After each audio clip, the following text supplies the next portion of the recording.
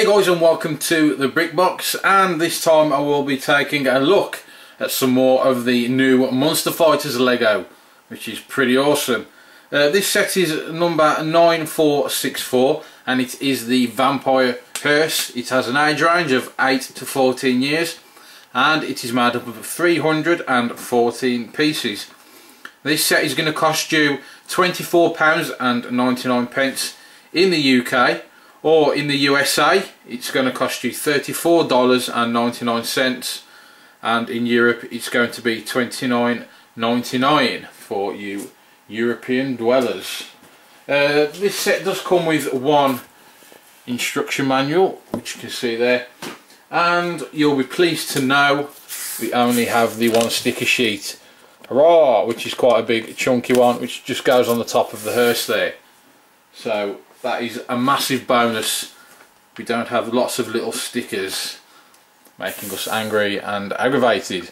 Well, this measures the hearse itself. It does measure lengthways 7 inches and the width of this is 3 inches, and it is 4 inches high to the highest point. So let's take a quick look at the box, and very nicely illustrated on the front of the box there, nice pictures. And you do get 3 minifigures with this set. And this guy on the bike there, you can see, is Dr. Rodney of Rathbone, and he is the monster hunter in this set. You do get the vampire as well, just named a vampire, so it's not Dracula, it's not named anything in particular, just straight up a vampire, or Lord Vampire as it says there. And you do get the third minifigure, which is the zombie driver, which you can see there. And let's take a look at the back of the box, and some really awesome looking pictures on there, just showing you some of the working features. You do get this pretty cool comic like strip at the top as well, which is a nice little bonus to the packaging. That is your box. Okay, let's start by looking at Dr. Rodney Rathbone's motorbike. There you can see Dr. Rodney Rathbone on top of that. We'll put him to one side because we'll have a look at him very shortly. It is a normal motorbike that we've seen in quite a few sets. We've had a recent motorbike in the X-Men set with Wolverine, and they are pretty much all the same. This one's slightly different because we have these grey blaster style pieces which slot into the sides there, and we have flames coming out the back, which imitates a turbo booster style fitting to that bike. So you can just imagine how fast that will go once these kick in. We do have a dynamite piece that just slots into the back. That piece is not supposed to come off like that, but it did. But yeah, we have a dynamite piece on the back, and not much more to add to that bike really. It's got rubber wheels, but it just looks pretty neat, as all the Lego motorbikes tend to do. So let's have a look at the main part of this set. And I've got to say, I really do like this hearse.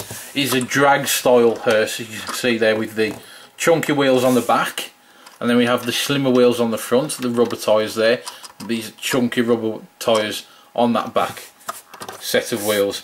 You can see it slants downwards towards the front, and it just gives it that mean drag style look, and that is very appealing in my opinion. Let's just have a quick look around. We have the engine block there. There's the moonstone with this set, and it has the vampire bat symbol on that, and it is in red. We have some fang style pieces there, translucent light sections to the front there, stud light sections. But it does look quite mean, because it does look like eyes and a mouth, so that's pretty cool. The engine block is pretty awesome, a drag style engine block with these bones and the drag style engine protruding from the front of that, and it's all nicely finished off and rounded off at the front. We have these light fittings on the side just to give it that more of an authentic Dracula style feel, even though it is not a Dracula, it is just a Lord of Vampire. We have a sticker on the front there. That is the only sticker that comes with this set and fits onto that roof piece. This does glow in the dark, which I will demonstrate very shortly for you. There are only 2 pieces that glow in the dark in this set. It is that, which is a sticker, and Lord Vampire's head. We have the translucent smoky coloured window pieces, which are 2 window pieces there. And there we have the zombie driver, and I'll just take him out of there. That's the zombie driver that drives the hearse, and there you can see inside of that. And if you can see that very well there, I'll try to pick it up. There is a translucent red block there, if you can see that. I do think that looks pretty awesome. It is quite a simple thing, but I think it looks really nice how they've incorporated that red translucent block into the dash area of the hearse. As we go to the back, we have these hearse style windows with these red pieces hanging down, which gives it that more of a monster ghostly look, or an eerie feeling to it, should I say. Like the Monsters cars, if you remember the Monsters TV programme, kind of that feel to it. We have the exhaust coming from the sides as well. These do move about though, they don't lock in. Would have been nice if these did lock in to a section at the side there, but they don't. And that is copied on that side as well, just the same. Now, inside there you will see there is a coffin in the back. We do have these fang type pieces at the back. These do move about a bit, and a lot of translucent blocks going on the back there, which gives it a very nice look and feel. Now this section at the top will lift up like that, and inside there you will see a coffin. Now, to operate that, we have this lever part at the side, and that coffin will spring out. And inside the coffin, if we take the front off, is the Lord Vampyre figure. So that part of the coffin comes off, and then you have the main coffin section inside. I've bent the sword around a little bit, but the main feature of this is to flick the coffin up, and Lord Vampyre will just pop out. But if you do it with enough force, he will fly out of the front of there. But there is the Lord Vampyre figure. Yeah, and you can actually operate this from that side, left or right. There is a silver style lever either side, and it will just pop up that coffin. But there's not much more in there really, other than that coffin. It just goes right through to the bottom, and you can see the wheels there, and nothing underneath. And that will just, that is free there, by the way. It isn't studded. It needs to be free so as the coffin can pop up. But that's pretty much it for the hearse, guys. As I say, it does look really, really cool. I am really impressed with this. Okay then guys, so it is glow in the dark test time now. I will test the sticker and the Lord Vampyre headpiece. These both should glow in the dark. So I will turn the lights off very shortly.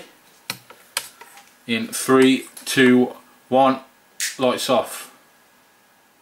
Oh, and there you go. Glowing in the dark. Pretty cool actually.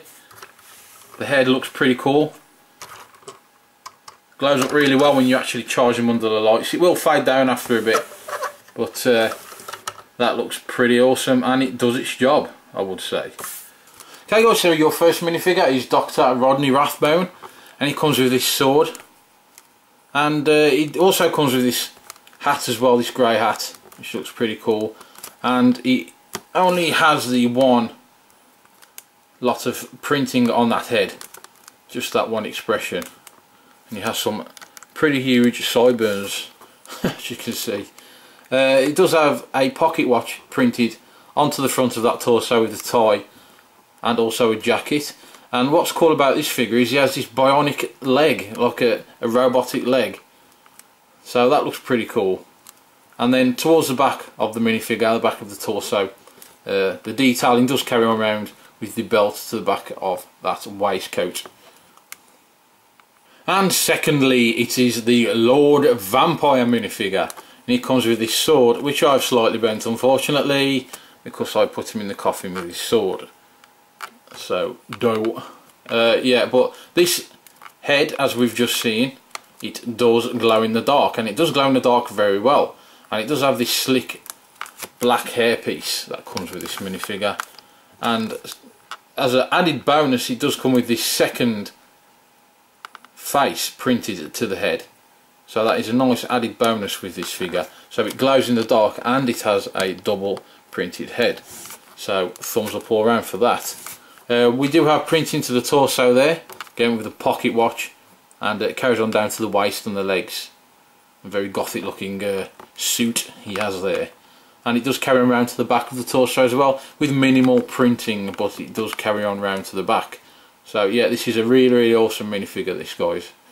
And lastly, it is the zombie driver, one that drives the hearse around for Lord Vampyre. And this is a pretty cool minifigure. He's got his driving cap on there. He only has the one facial expression, which you can see there, and the eyes are pretty pretty awesome looking on that. They're quite scary.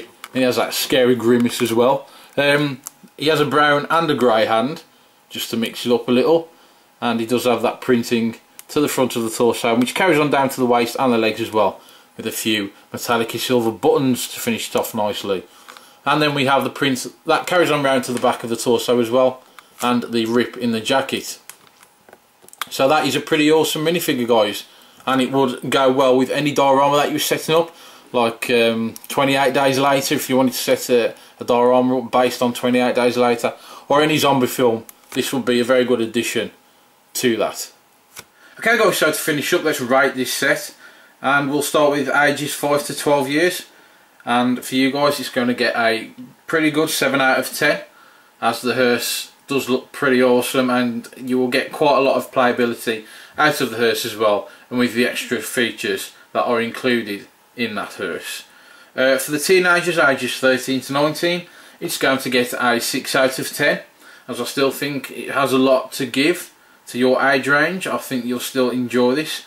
And the AFOLs ages 20 plus, I'm going to give this a 3 out of 10, as it is more a play toy, even though it does look pretty awesome and cool on display, and it will appeal to the some of the AFOL collectors who collect monsters or more gothic-y looking sets. It will appeal to these, but it won't appeal to the mass majority of the AFOL. So that is the reason for the 3 out of 10 for that age range. Right, the brick box build difficulty rating, again from 0 to 10, 0 being easy, 10 being extremely hard. It's going to get a 3, as it is quite easy to put together. Not too many parts on this that will test your building abilities at all. But that is it, that is this set, guys. Like I say, it is a very good set. It is good value for money, in my opinion. You're going to get a lot of play out of this, and again, it will look pretty cool on display also. So a big thumbs up from the brick box for this set. But until next time, guys, brick on.